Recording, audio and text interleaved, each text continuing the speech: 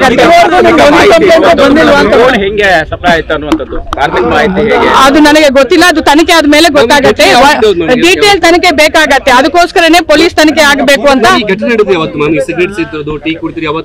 ಈಗ ಫೋಟೋನಲ್ಲಿ ಬಂದಿದ್ದು ನಮ್ಮ ಮೇಲ್ನೋಟಕ್ಕೆ ಕಾಣಿಸಿತ್ತು 22ನೇ ತಾರೀಕು ಆಗಿದೆ ಅಂತ. 22ನೇ ತಾರೀಕು ಸಾಯಂಕಾಲ ಆಗಿದೆ ಅಂತ ಪ್ರಾಥಮಿಕ ಮಾಹಿತಿ. ಅದು ಪೂರ್ತಿ ತನಿಖೆ ಆದ ನಂತರ we will give share more details. ಇದುವರೆಗೂ ನಿಮಗೆ ಮಾಹಿತಿ ಬಂದೇ ಇರಲಿಲ್ಲ, ಒಂದ್ಸರಿನೂ ಕಂಪ್ಲೇಂಟ್ ಬಂದೇ ಇರಲಿಲ್ಲ ವಿಚಾರವಾಗಿ? ಇದ್ರೆ ಖಂಡಿತವಾಗಿ ತಗೊಳ್ತಾ ಇದೀವಿ. ಮಾಹಿತಿ ಬಂದಿದೆ. ಸಿಸಿಟಿವಿ ಮಾನಿಟರಿಂಗ್ ಮಾಡೋದ್ರಲ್ಲಿ ಲ್ಯಾಪ್ಸಸ್ ಆಗಿದೆ, ಖಂಡಿತ ಆಗಿದೆ. ಅದರಲ್ಲಿ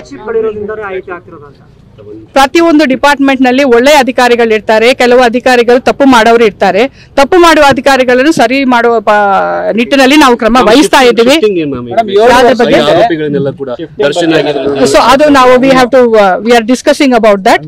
ಮುಂದೆ ಅದು ಆ ತರ ಯೋಚನೆ ಬಂದ ನಂತರ ಮಾತಾಡ್ತೀವಿ. ಇವಾಗ ಬಂದಿದೆ ಅಂತ ಹೇಳ್ತಾರೆ, ಹಿಂದೆ ಕೂಡ ಬಹುತೇಕ ಪ್ರಕರಣಗಳು ಇದೇ ರೀತಿಯಾಗಿ ಅಂದ್ರೆ ಜೈಲಿನಲ್ಲಿ ಕೇಕ್ ಕಟ್ ಮಾಡಿರುವಂತ ಉದಾಹರಣೆಗಳನ್ನು ಈ ತರ ಆಗಿರುವಾಗೆಲ್ಲ ನಾವು ಆಕ್ಷನ್ ತಗೊಳ್ತಾ ಇದೀವಿ. ಖಂಡಿತ ಇದೆ. ಒಂದು ಇದ್ರಲ್ಲಿ ಅವನಿಗೆ ಗನ್ ರೀತಿದ ಒಂದು ಕೇಕ್ ಅನ್ನ ಮಾಡಿಕೊಡ್ತಾರೆ ಅವನ ಬರ್ತ್ಡೇಗೆ. ಯಾವಾಗ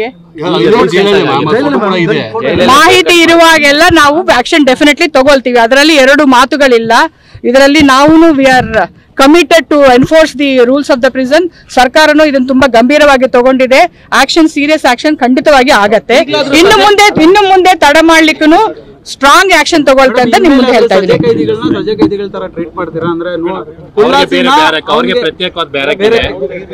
ಒಂದು ಪರಪ್ಪನ ಅಗ್ರಹಾರನಲ್ಲಿ convict block separate, under trial block separate ಅಂತ ಮಾಡಬೇಕು ಅಂತ ಪ್ರಪೋಸಲ್ ಆಲ್ರೆಡಿ ಕಳಿಸಿದೀವಿ.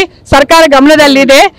ಕೂಡಲೇ ಅದರ ಬಗ್ಗೆ ಆದೇಶ ಆಗತ್ತಂತ ನಾವು ನಿರೀಕ್ಷೆ ಮಾಡಿದೀವಿ. ಅದು ಬಂದ್ರೆ ನಮ್ಗೆ ಇನ್ನೂ ಎಕ್ಸಲೆಂಟ್ ಸೆಗ್ರಿಗೇಷನ್ ಆಫ್ ಪ್ರಿಸನರ್ಸ್ ಆಗಿರುವಾಗ ಇದು ತಡೆಗಟ್ಟುವುದರಲ್ಲಿ ಒಳ್ಳೆಯ ಹೆಲ್ಪ್ಫುಲ್ ಆಗತ್ತೆ ಅಂತ ನಾವು ಯೋಚನೆ ಮಾಡಿದ್ದೀವಿ.